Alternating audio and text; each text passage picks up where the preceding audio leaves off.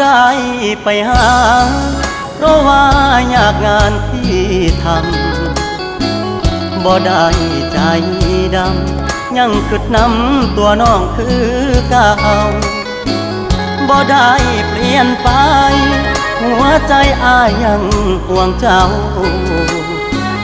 บ่ได้ปล่อยให้เงาเสาร์อาทิตย์ติดงานโอทีได้แต่โทรหาน้องคงจะไม่ว่ากันบอกเคยเปลี่ยนพันสัญญาหากมันคนดีบ่ได้กักมีกิ๊ก